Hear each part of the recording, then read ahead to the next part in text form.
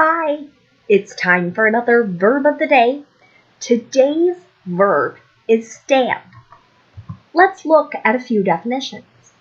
The first definition is probably what you think of when you hear the word stand. It's to have or maintain an upright position supported by one's feet. Okay? And we can describe a person as standing or sitting.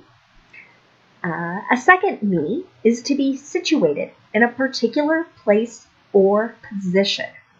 So for this meaning, we might be talking about an object or a building and where it's presently located or situated at.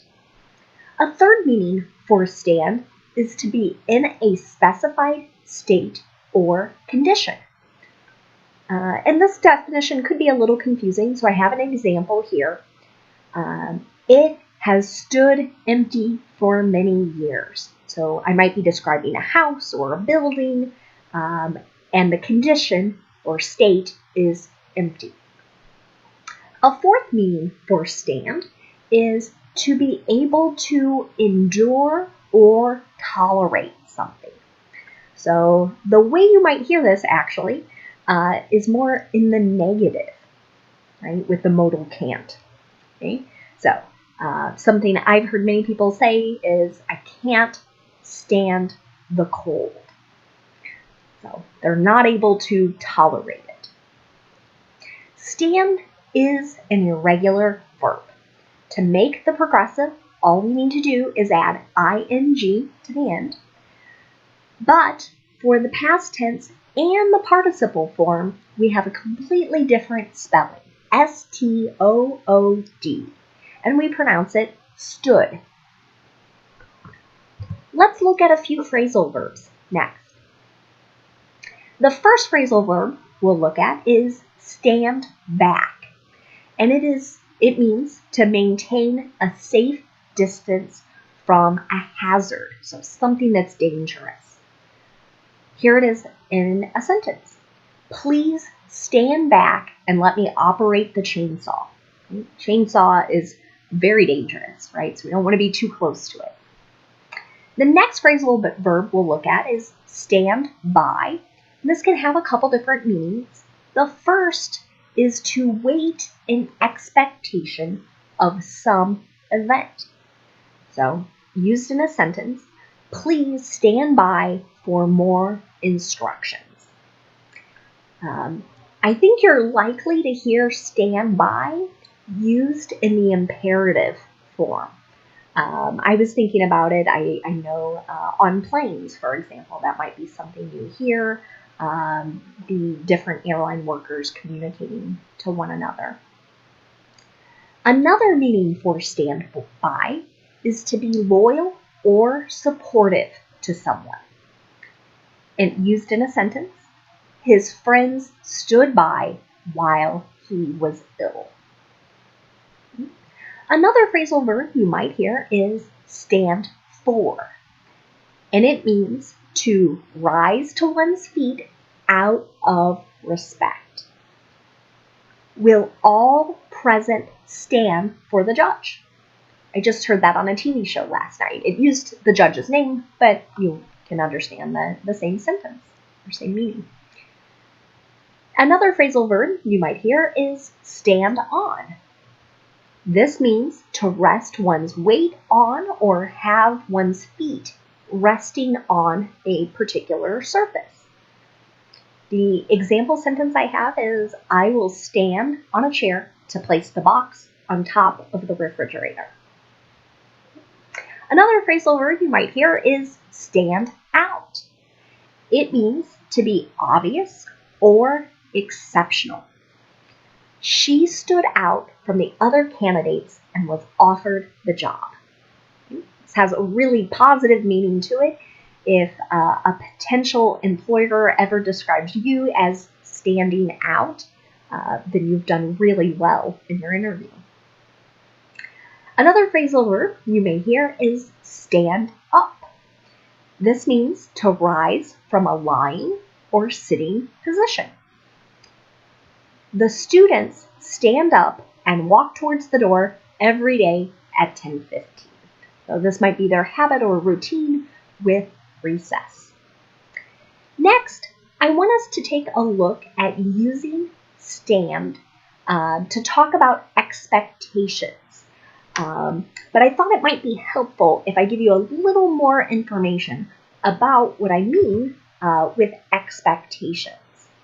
So people have expectations that we follow rules. Okay? Here's an example of that. They are supposed to park over there. So there could be a no parking sign close, but we'll say somewhere over there, that is where people are supposed to park. We have expectations when it comes to customs. We are supposed to stand when the bride walks down the aisle. We have expectations when we make predictions. It's supposed to rain today. We also have expectations when there's a common thought or belief, sort of things everyone says. Here's an example of that. The beaches in Hawaii are supposed to be beautiful. Now, I've never been to Hawaii, but everyone I have talked to who has been has said this. So that's what I mean by a statement that everyone says, everyone believes. Okay? The last type of expectation that people might have relates to plans or arrangements. I'm supposed to pick up the package by 5 o'clock. So I have made an arrangement with someone to pick something up. What I hope you're noticing here is to talk about expectations. I'm using a form of be, then supposed to, and then a base verb. So that is a really common way to talk about expectations. And we're going to do that now using stand. We're going to talk about a past expectation, present, and future. So let's start with past. To make a statement where I'm expressing some sort of past expectation, I need to use the past form of be. So was or were, depending on my subject. Let's look at an example. The budget was supposed to stand at $10,000, but it's $5,000. Okay? So this particular meaning here for stand at goes back to definition 3 that I mentioned earlier about a condition or state. Here we have this expectation that we would have $10,000, but we don't. We only have 5. And that is generally what's happening when there is a past expectation. Someone is explaining what they believed or what they expected to happen. And it's many times implied that it didn't actually happen that particular way. Okay? If we want to talk about a negative expectation, we just need to add not after our be verb. They weren't supposed to stand watch all night. And if we want to make a yes or no question to ask somebody about their expectation, we need to change the order of our subject and the be verb. Was he supposed to stand next to his sister?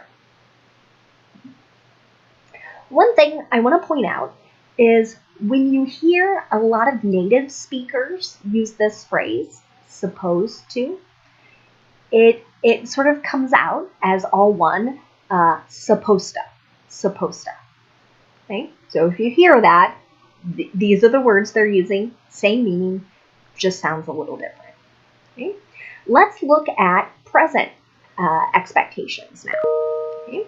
So I'm going to use the present form of be with the phrase supposed to, and then our base verb stand. All citizens are supposed to stand for the national anthem. Okay.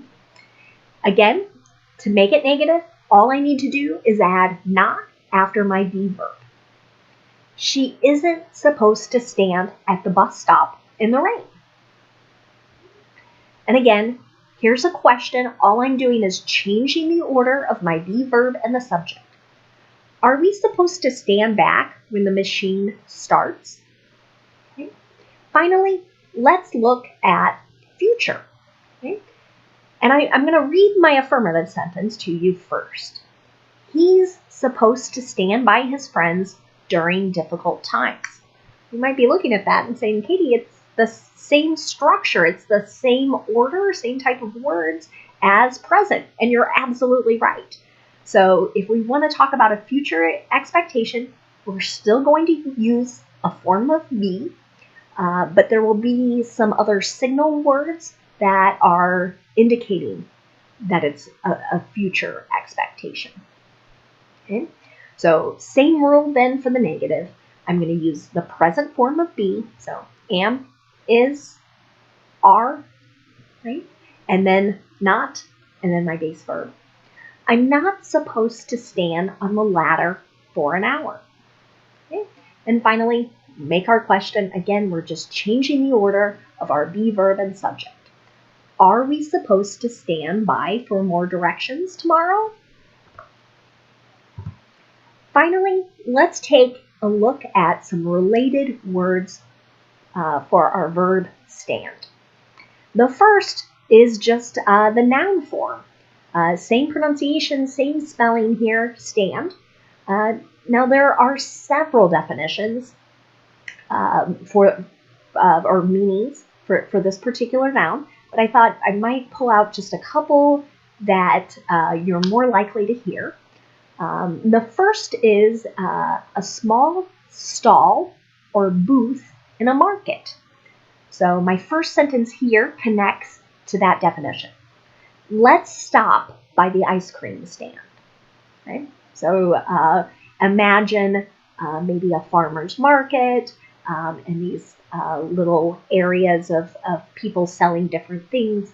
We might call one the tomato stand, another person a corn stand.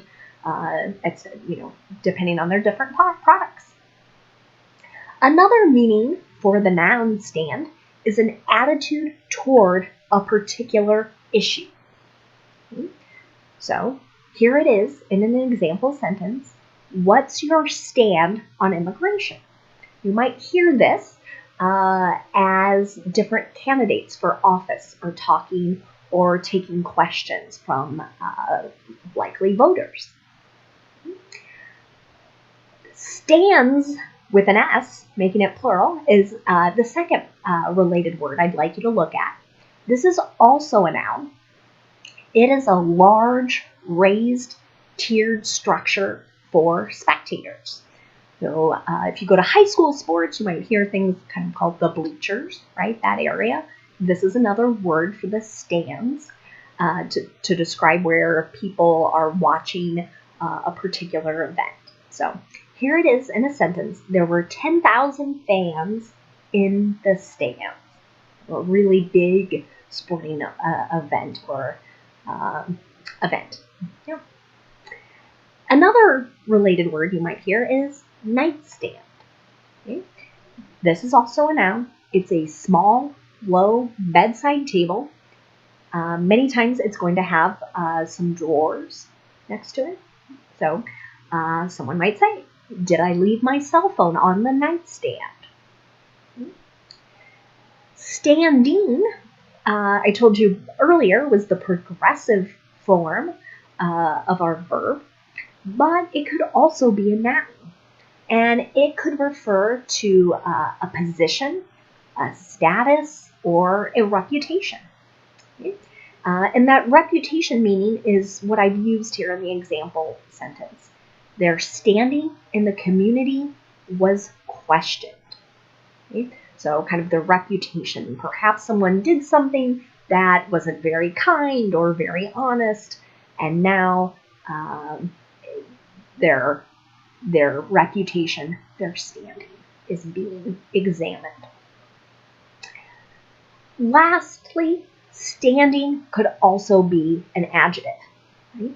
It could be describe something having an upright position, and that's my first sentence here. She bought a standing desk. Right? So this is a desk that perhaps the flat surface can raise up so that it's at a comfortable height for someone who's working and standing while doing it instead of being seated. Another meaning for standing, though, is customary or habitual. So here it is in a sentence. We have a standing meeting on Friday at 10. So this just means we have this habit, this routine. It's our habit. Thank you so much for watching today's video. Feel free to try using stand in sentences that you write. Share them in the comments. I'll offer feedback. And I hope to see you tomorrow for another verb. Have a great day.